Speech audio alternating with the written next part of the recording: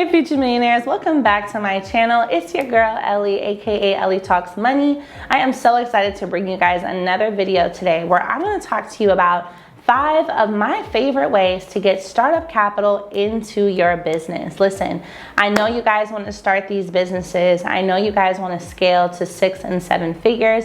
So I want to share with you all some resources and some lenders that you can use and creative lenders you can use to get some of that startup money into your business so you can hit the ground running and scale from jump. So make sure you go ahead and like this video right now because I already know you're gonna love it. Subscribe to my channel if you haven't already, and let's get right into the gems.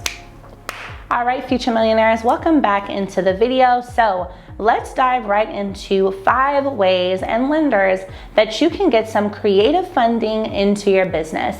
The first method I want to talk to you all about is grants, okay? I need you all to know that there is free money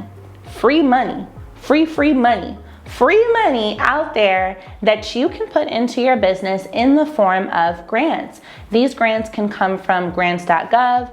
There are also several private grants through companies like nav.com, Visa, FedEx, as well as corporations like the Amber Grant, NACE, N-A-S-E, which is the National Association for the Self-Employed. They give away a $4,000 grant every single month.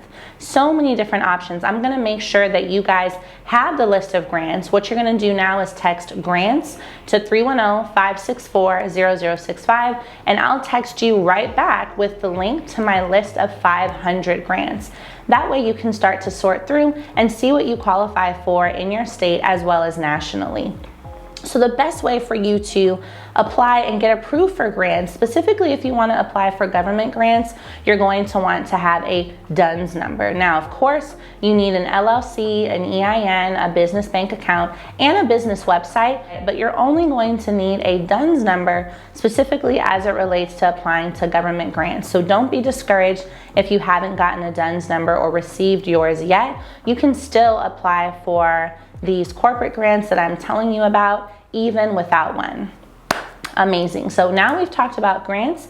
Let's get into Sba Micro Loans. Now, I want you guys to recognize that there are SBA lenders all over the country, and there are several in your state and in your city. The SBA is the Small Business Administration, and their entire job is to literally support small businesses so that the economy can be boosted. When I went to Congress last year in October to talk to the Small Business Administration about what small businesses need now, I talked to them about businesses needing more funding. So the SBA is a government-funded program that is literally there just to provide small businesses like yourself with access to resources, access to business development resource centers, and access to money, okay? Now here's how you can best qualify for an SBA loan. Number 1, even if you have less than perfect credit, a 600 or lower, you can qualify based on your business projections. So you're going to want to write a business plan, also based on how long you've been in business, as well as if you have any revenue so far. Now, if you're completely starting and you don't have any revenue yet, don't be discouraged. You can be connected with a business development resource center that can match you up with an Sba Micro Loan to get started.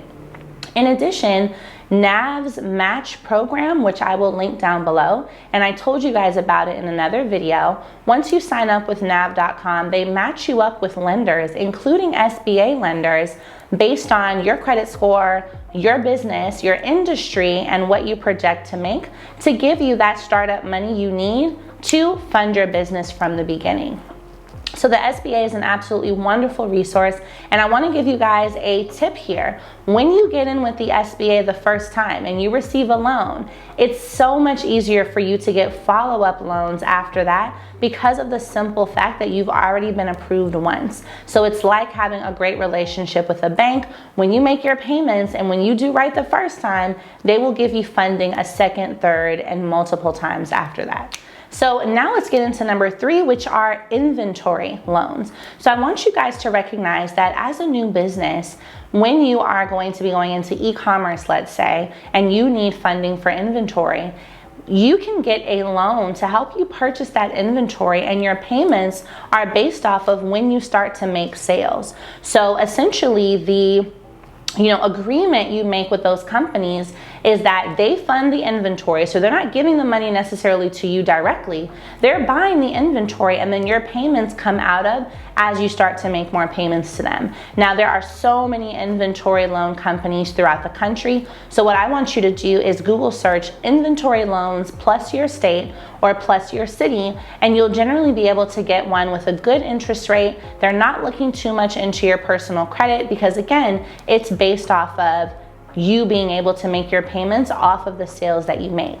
So this can be a great way for you to get started, especially if you don't have necessarily all of the capital, but you still want to be able to get the clothing, the eyelashes, the hair, whatever particular inventory you need for your e-commerce business. Now, as well, I want to talk to you guys about traditional business lines of credit. You guys know I'm always going to talk to you about business credit with places like Bluevine, Lendio, On Deck, Cabbage.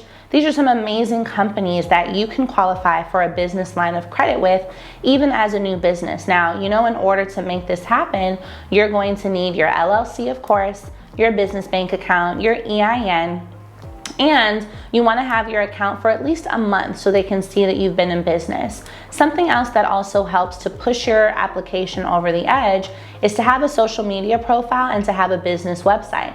So when they look up your business as the underwriters are assessing your application, they want to be able to see that you are in fact in business, that you have a social media page with a post less than a week ago, within that same week, that you have a website where people can go to at least sign up for your email list, purchase a product, and etc. This makes them know that your business is viable and that if they lend you the money, it will be actually going to business operations. Very, very important.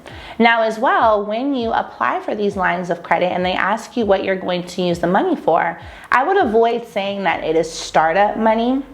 Instead, focus on being specific with what you're going to use the money for. So marketing, equipment, hiring staff, website design, and let them know how purchasing that is going to increase your revenue. So what's the connection there? How will getting more equipment help you to make more money? Well, it'll help me to record better content, which will then help me to make money from my content, which will then make sure I make sales. Something along those lines. That's going to make them confident that, again, the money is going to be used towards actually making payments in the business, and as well, make them confident that you are the right business for them to lend to. So you guys can find the links to these places down below. You can also just Google search those names that I gave you, and that's going to be a fantastic way for you to get started with that funding. All right, so number 5 as to where you can get some startup capital for your business is a business credit card. Now I'm going to tell you about some of my favorite that you can get even if you have less than perfect personal credit, and that is the Chase Ink card, the Blue for Business card, and the Capital One Spark card. These are cards that I myself have gotten in my business even when I had a 610 or below personal credit score, and it really helped me to move the needle with some startup things that I needed, such as getting a few landing pages designed, hiring someone to help me set up my Instagram shop, just small things. But as well, these are really going to build your business credit. So remember, these cards are going to report to Dun & Bradstreet, Equifax, Experian. It'll report to those different credit bureaus. So moving forward, as you continue building your score and as you want to get approved for higher business credit cards and lines of credit, they'll be able to see the history you have from some of these starter business credit cards. So don't turn your nose up at a $3,000 approval or a $4,000 approval. It can definitely go a long way, and the real benefit of it is the fact that you have this extra access to capital to essentially get you over the edge and help you get that business started. Don't forget that all capital is good capital. All money is good money, especially in the sense of money that goes into your business. So whether it's $2,000 or $20,000, it can all be used for something in your business. And as well, it's all great for building your business credit score, because all of those approvals and all of those trade lines end up with a cumulative total on your business credit profile. So when lenders go to look at your DUNS report later, they can see that you've had a diversity of approvals, you've had a diversity of accounts, and most importantly, you've kept them all in good standing. All right, y'all, so here's an Ellie bonus tip, and that is when you sign up for a merchant processor or a payment processor like PayPal, Stripe, Square, when you start running your payments through that, your invoices, your sales, and etc., that in and of itself will help you to start qualifying for capital with these companies. So PayPal has its own capital program, Stripe has its own capital program, and Square does as well. And the way you start qualifying is, again, by having sales come through that business. So this might be something you get in your first 3 to 6 months of business, but that's still a startup period. So as your business starts making sales slowly but surely, and you're using a payment processor, once they see that frequency of sales coming through, they can then qualify you for the capital program to get $5K, $10K, or even more, depending on the volume of sales that you're running. So drop a gem if that was helpful, and let me know which one you're gonna start with. All right, y'all, so we covered 5 different ways to get startup money into your business, and I know you guys are going to use this year in 2022 and beyond. And remember, you can use all 5. Don't think you have to pick and choose between them. Get grants, get lines of credit, get SBA loans, position yourself to get all that funding, because again, all money counts and all money can be used to scale your business. So I want you to comment below what other questions you have on this topic so I can make a follow-up video. And again, make sure that you text grants to 310-564-0065 so I can give you my list of 500 grants that you can start working through today. Love y'all, and I will see you in the next video. Bye.